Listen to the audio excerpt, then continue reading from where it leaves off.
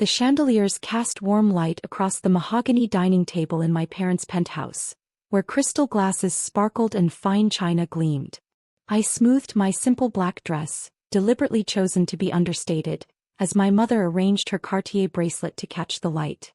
"Emma, darling," Mom started, delicately cutting her wagyu beef. I ran into Sophia's mother at the club. Her daughter just made junior partner at Goldman Sachs. And here you are, still in that tiny apartment in. She wrinkled her nose. Where was it again? Westbrook Heights, I replied calmly, checking my phone discreetly. Another notification from the merger team. I silenced it without anyone noticing. That's near the industrial district, isn't it? Dad frowned, adjusting his Rolex. Emma, you went to Harvard Business School. You could at least find a proper neighborhood. My sister Victoria smirked, her diamond earrings catching the light. Well, with her consulting work, that's probably all she can afford. Not everyone can live in the Heritage District like me. I took a sip of water, hiding my smile. If they only knew my tiny apartment was actually the penthouse of the building I owned. My work pays the bills. Bills. Mom's voice rose an octave. You should be thinking about legacy, about joining the right circles. Look at your sister. Married to a senior partner, proper house, country club membership. Speaking of circles, Victoria chimed in, the club is having a charity gala next month. Not that you could afford the entry donation, but you should at least try to meet some quality people. Maybe find a husband who can help you fix your life. My phone vibrated again. A message from my chief legal officer about the final contract reviews. I tucked it away, maintaining my composure. I heard about an entry-level position at your father's friend's firm, Mom continued, her voice dripping with false concern. Something in compliance. It's not prestigious, but it's a start. I'm comfortable with my current work situation, I replied, cutting my steak with practiced precision. Dad set down his wine glass harder than necessary. Comfortable? I mean, you're 32. Your sister was making six figures at your age. When are you going to get serious about your future? You can't keep doing this, whatever it is you do, Mom waved her hand dismissively. Consulting for those small tech companies or whatever you call it. It's time to join the real business world. I checked my watch. A subtle Patek Philippe that would have told them everything if they'd bothered to notice. The merger announcement was scheduled for 8 p.m. Just 15 minutes away. The real business world, I repeated softly, thinking about the 150 employees who now reported to me, the offices in 3 countries, the patents pending in my company's name. Yes, exactly. Mom brightened, misinterpreting my tone. I could call Caroline's husband. His investment firm always needs analysts. My phone lit up again. I glanced at it briefly. Final confirmation from the board. Everything was ready. Emma, are you even listening? Dad's voice carried that familiar tone of disappointment. This is exactly your problem. Always distracted, never focused on what matters. What matters? I echoed, watching the time tick closer to 8. And what would that be? Status, connection, proper position. Mom listed off as if reading from her social climbing handbook. Not whatever little consulting projects you're doing. My phone buzzed one final time. A message from my assistant. Ma'am, the $4.2 billion merger is complete. Dad's fork clattered to his plate. Victoria leaned forward, her diamond necklace catching the light. Was that your student loan reminder? I told you Harvard would be too expensive for you to handle. I allowed a small smile as my phone continued to buzz. Multiple messages now, board members, executives, legal team. The merger was proceeding exactly as planned. Actually, Mom brightened, setting down her fork. I've been meaning to discuss something with you. Your father and I have decided to help you fix your situation. My situation? I kept my voice neutral, though I could feel the weight of my company access card in my purse. The one that opened doors to offices in New York, London, and Tokyo. We found you a proper position, Dad declared, as if bestowing a great gift. Junior compliance analyst at Madison & Brooks. Starting salary is modest, but it's respectable work. Time to give up this consulting fantasy. The crystal chandelier light caught my watch as I checked the time again. 7:55 p.m. 5 minutes until the announcement. Thomas Madison himself assured me he'd fast-track your application, Mom added, reaching across to pat my hand condescendingly. Though you'll need a new wardrobe. That dress. Well, we can discuss improvements later. My sister snickered. Maybe she can finally move out of that shoebox apartment. Though the junior analyst's salary might only get her a slightly bigger shoebox. I took another sip of water, thinking about my penthouse with its view of the city skyline, the private elevator, the secure office where I'd negotiated the merger that was about to shock them all. It's decided then, Dad stated firmly. You'll start Monday. No more excuses, no more playing at business. Time to join the real world. My phone lit up again. A message marked urgent. Final signatures confirmed. Press release going live in 3 minutes. CNBC wants your statement. I stood up slowly, smoothing my cheap dress that had cost more than Victoria's entire outfit. Where are you going? Mom demanded. We haven't finished discussing your future. Actually, I said, picking up my phone as it began to ring, I believe my assistant has something important to tell you about my future. I answered the call on speaker, letting my assistant's crisp voice fill the dining room. Ma'am, the $4.2 billion merger is complete. Your acquisition of Madison and Brooks is now official. Shall I prepare your statement for the press? Dad's fork clattered to his plate. The silence that followed was deafening. Victoria's wine glass froze halfway to her lips. Dad's face had turned an interesting shade of white, and Mom's perfectly manicured hand clutched her pearl necklace. I'm sorry, I spoke into the phone, maintaining eye contact with my father. Could you repeat that for everyone here? Of course, Miss Sullivan. The $4.2 billion acquisition of Madison and Brooks by Sullivan Technologies is complete. The board has unanimously approved the merger. You are now the majority owner and CEO of both companies combined. CNBC, Bloomberg, and Wall Street Journal are requesting immediate comments. Dad's hand trembled as he reached for his phone, probably to verify what he'd just heard. Mom's lips moved wordlessly as she struggled to process the information.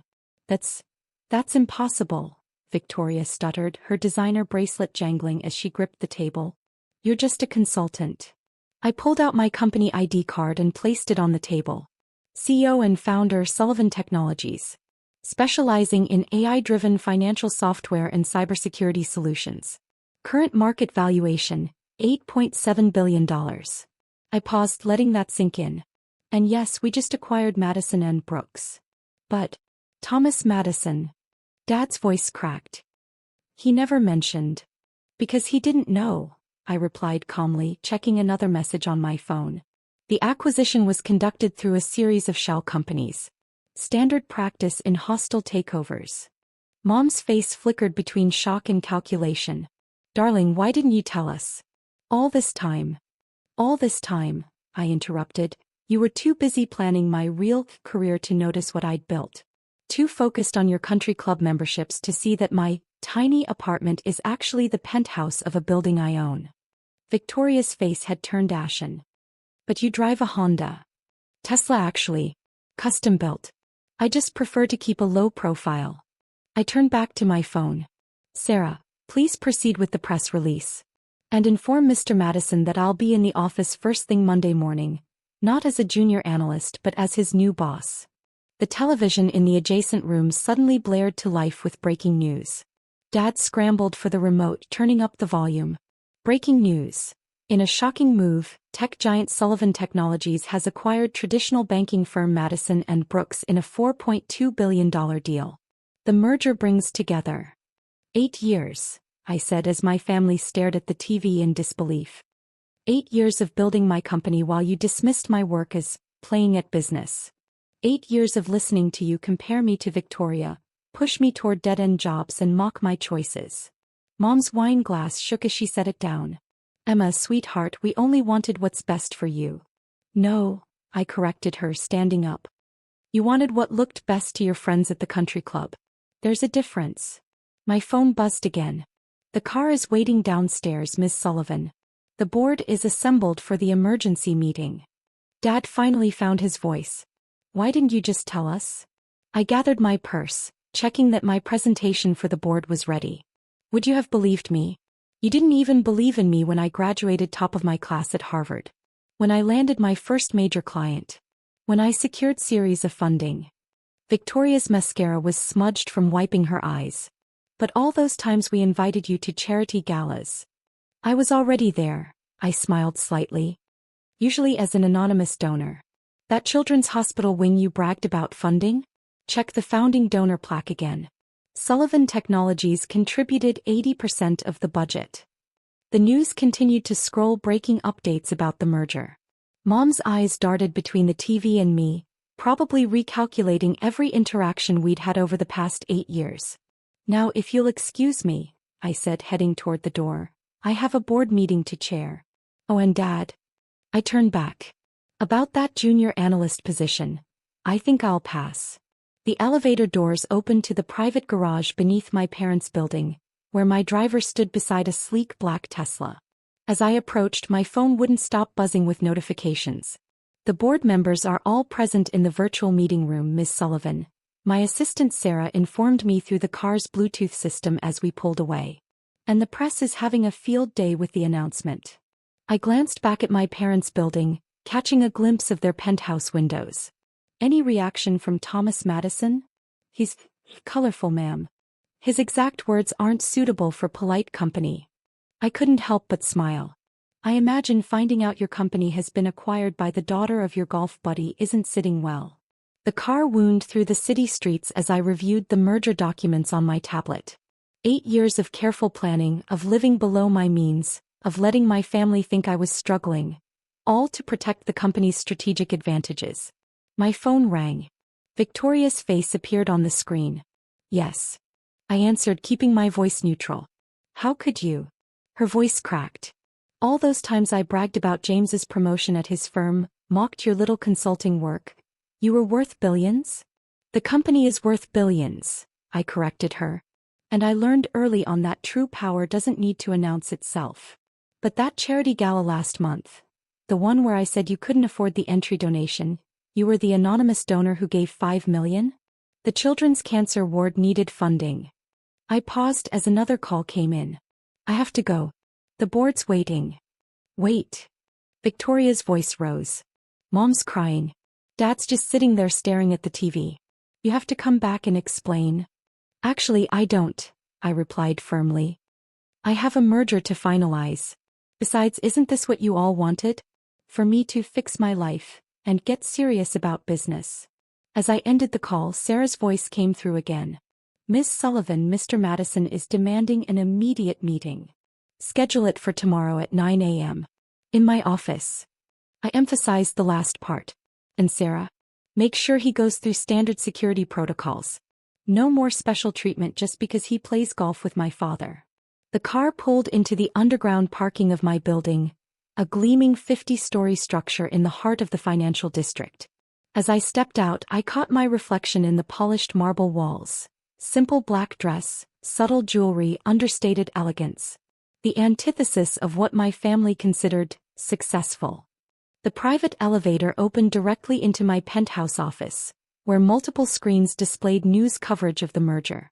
Markets were already reacting, analysts were speculating, and social media was buzzing with the story of how a stealth CEO had orchestrated one of the biggest tech banking mergers of the year. Board members are ready, ma'am, Sarah announced through the intercom. I took my seat at the head of the conference table, facing the wall of screens showing the faces of board members from around the world.